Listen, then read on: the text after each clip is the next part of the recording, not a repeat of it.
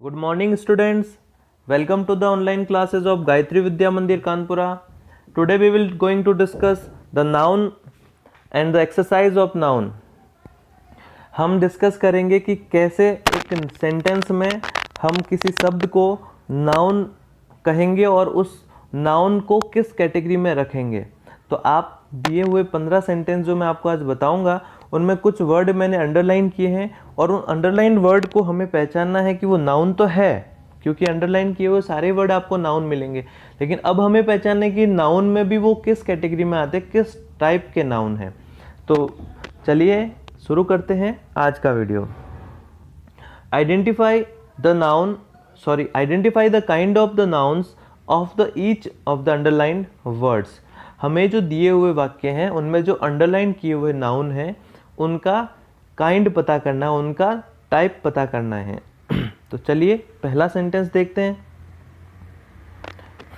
Your watch is made of gold. तो gold क्या है? एक नाउन है, लेकिन अगर इस गोल्ड की प्रकृति को समझे तो ये एक पदार्थ होता है, एक मटेरियल होता है, तो इसलिए इसको हम कहेंगे मटेरियल नाउन। ये किस प्रकार का नाउन हो गया? Material noun. तो आप इसको जब आंसर लिखेंगे तब नीचे आंसर करके गोल्ड लिखेंगे, गोल्ड के आगे डैश करके मटेरियल नाउन लिखेंगे। सेकंड है ऑनेस्टी।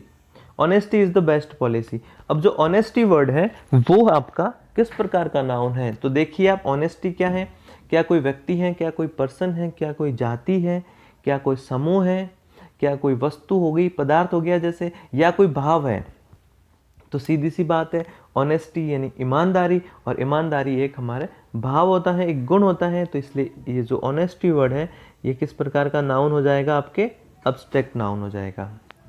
तीसरे वाक्य को देखिए, water is necessary to life.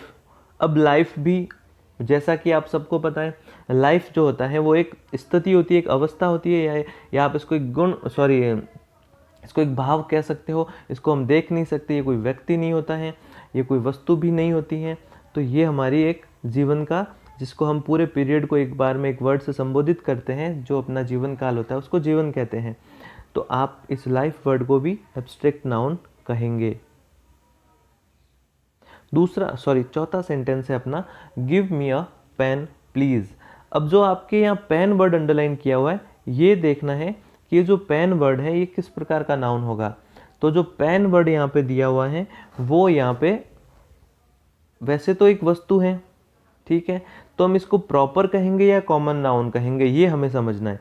तो क्योंकि यहाँ पे पेन जो वर्ड है वो किसी विशेष पेन की बात नहीं हो रही है, यहाँ किसी भी प्रकार के एक पेन की बात हो रही है। तो किसी ने किसी से पेन मांगा तो कहिए मुझे पेन दे दीजिए। अब वो चाहे लाल पेन होगा या ब्लू होगा या ब्लैक होगा, उससे कोई फर्क नहीं पड़ता।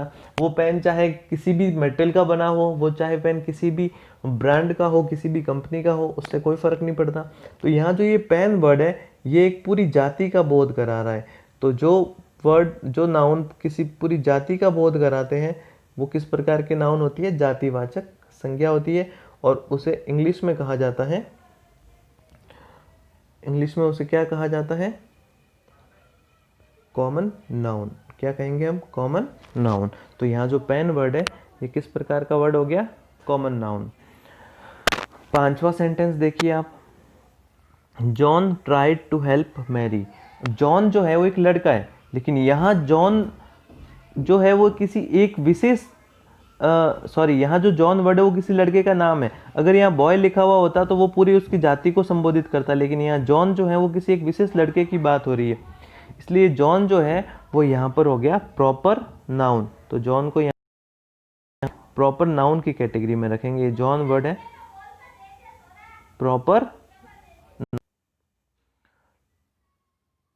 इससे आगे हैं, 5 तक हमने देख लिए। 6th वाला देखिए आप, Ashoka was a great king.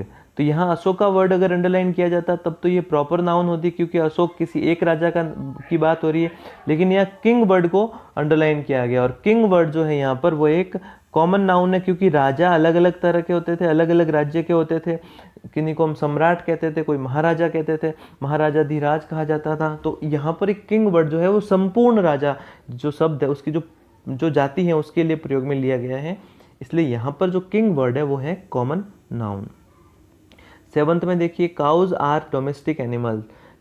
तो काउज जो है वो डोमेस्टिक एनिमल्स हैं, घरेलू प्राणी हैं, पालतू पशु कह सकते हैं। तो काउज वर्ड को अंडरलाइन किया गया है, लेकिन यहाँ पर ये नहीं बताया गया है कि कौन सी गाय। अब काऊ तो बहुत सारी नस्ल की होती है, देसी गाय होती है, जर्सी गाय होती है। तो आप इसमें देखेंगे कि यहाँ एक काऊ वर्ड लिखा हुआ है और उसको किसी विशेष वर्ड से संबोधित नहीं किया गया है। तो हम यहाँ इस काऊ को भी रखेंगे कॉमन नाउन में, क्योंकि ये काऊ की यानी कि गाय की पूरी जाति का बोध करवा रही है। 8वां देखिए आप, हेल्थ इज वेल्थ। यहाँ पर भी जो हेल्थ वर्ड है, अब हेल्थ को कोई किसी एक कैटेगरी में रखेंगे तो क्या कहेंगे हम, हेल्थ क्या है, अपनी एक अवस्था है, या हेल्थ को कह सकते हैं अपना एक गुण भी हो सकता है कि किसी का हेल्थ अच्छा होता है, किसी का हेल्थ खराब होता है। जो बीमार होते हैं उनकी हेल्थ थोड़ी सी खराब हो जाती है। तो ये भी आपके यहाँ पर कौन सा टाइप हो गया, जो सबसे लास्ट वाला है बच्चों, अब्स्ट्रैक्ट नाउन। कौन सा टाइप हो गया, हेल्थ हो गया अब्स्ट्रैक्ट नाउन। ठीक है, तो ये हमारे टोटल हो गए 8 सेंटेंसेस। आगे बढ़ते हैं 9th सेंटेंस में। अब 9th में, Tulsidas was a great poet. तो तुलसीदास जो है वह एक व्यक्ति की बात हो रही है और किसी व्यक्ति विशेष की बात हो रही है। तो सिंपल सा है, ये हो गया प्रॉपर नाउन। 10th में देखिए, they are taking food now.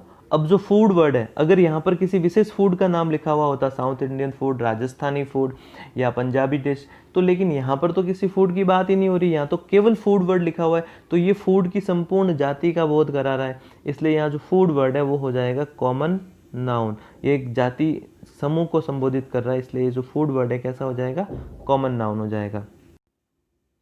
तो हमारा 10th जो सेंटेंस है उसको एक बार डिस्कस करते हैं। जो लिखा हुआ है, they are taking food now. तो यहाँ फूड जो वर्ड है, किसी एक फूड की बात नहीं हो रही है, यहाँ किसी फूड के टाइप की बात नहीं हो रही है, यहाँ केवल फूड वर्ड लिखा हुआ है। तो यहाँ जो ये फूड वर्ड है ये संपूर्ण जाति का बोध करवा रहा है, इसलिए ये जो फूड वर्ड है यहाँ पे होगा, ये किस कैटेगरी में आएगा, कॉमन नाउन। किस में आ जाएगा, कॉमन नाउन में। 11th देखिए, I saw a big crowd. तो I saw a big crowd. अब क्राउड वर्ड अंडरलाइन किया हुआ है यहाँ पे, ऑन द हाईवे। तो बहुत बड़ी भीड़ देखी। अब भीड़ भी जो है यहाँ पर वो किस कैटेगरी में जाएगी, अब्स्ट्रैक्ट नाउन। अब्स्ट्रैक्ट नाउन, क्योंकि भीड़ को भी आप समझ सकते हैं किसी व्यक्ति, वस्तु या जाति, किसी की भी कैटेगरी में नहीं रखा जा सकता, ये आप भाववाचक संज्ञा के अंतर्गत आएगा। तो अब्स्ट्रैक्ट नाउन के अंतर्गत आएगी क्राउड वर्ड। 12th सेंटेंस देखिए, the fox saw a bunch of grapes. The fox saw a bunch of grapes. तो ये तो आप सबको मैंने पहले भी डिस्कस किया था जब नाउन को पढ़ाया था। तो बंच जो है वो कलेक्टिव यानी कि संग्रह की बात हो रही है, तो ये बंच वर्ड यहाँ पे कलेक्टिव नाउन है। किस प्रकार का नाउन है, कलेक्टिव नाउन। आप इसकी जो स्पेलिंग है वो पीछे वीडियोस में देख सकते हैं, या मैंने PDF भी भेजी हुई है।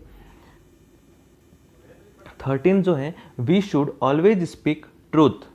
तो अब ट्रूथ क्या हो गया, अब ट्रूथ जो है वो कोई व्यक्ति नहीं है, कोई समूह भी नहीं है, कोई आप कह सकते हो कोई मटेरियल भी नहीं है। तो आप इसको किस कैटेगरी में रखोगे, ये एक भाव है, ये एक गुण है, तो इसको रखेंगे एब्स्ट्रैक्ट नाउन। ये भी क्या हो जाएगा, एब्स्ट्रैक्ट नाउन। अब जो 14th हमारा सेंटेंस है उसको देखिए आप, आई एम रीडिंग ग्रामर। अब ग्रामर भी क्या हो गया, सिंपल सी बात है, आप इसको सोच सकते हो कि ग्रामर को आप किसी जाति में रख सकते हो क्या, ग्रामर को किसी समूह में भी नहीं रख सकते। तो ग्रामर जो है एब्स्ट्रैक्ट नाउन की कैटेगरी में जाएगा। ग्रामर भी किस में जाएगा, एब्स्ट्रैक्ट नाउन। अब लास्ट एंड फाइनल सेंटेंस है अपना, Radha sang a sweet song. तो यहाँ जो सॉन्ग वर्ड है वो भी किसी स्पेसिफिक, किसी विशेष सॉन्ग की बात नहीं कर रहा है। ये सॉन्ग जितने भी गीत होते हैं, जितने भी गाने होते हैं, उनकी संपूर्ण जाति का बोध करवा रहा है। इसलिए यहाँ पर जो सॉन्ग वर्ड है वो किस प्रकार का हो जाएगा, किस प्रकार का नाउन हो जाएगा, कॉमन नाउन। तो ये थी हमारी नाउन की एक एक्सरसाइज। इस प्रकार की और भी सेंटेंसेस आप देख सकते हो, और इन सेंटेंसेस में भी 2 से 3 नाउन थी, लेकिन मैंने किसी एक नाउन को ही अंडरलाइन करके आपको समझाया है। तो आप इस प्रकार से नाउन के और भी टाइप्स को समझ सकते हो और नाउन को पहचान सकते हो। तो मिलते हैं अगले वीडियो में, जिसमें हम डिस्कस करेंगे नाउन का एक और बिंदु, जिसे हम जेंडर या लिंग कहते हैं। लिंग कितने प्रकार के होते हैं, उसके क्या क्या रूल्स होते हैं, उसको हम पढ़ेंगे और समझेंगे। आज का वीडियो आप एक बार वापस देखेंगे और इसके जो ये सेंटेंसेस है इनको अपनी नोटबुक में आप लिखेंगे और उसके बाद आंसर के रूप में आप उस वर्ड जिसको मैंने अंडरलाइन किया है उसको लिख के डैश करके जो भी नाउन है उसका नाम लिखना है। तो ये है आपका होमवर्क। ये पीडीएफ भी मैं आपको भेजूंगा, लेकिन आप अगर चाहे तो वीडियो से भी लिख सकते हैं। Thank you so much. मिलते हैं अगली कक्षा में।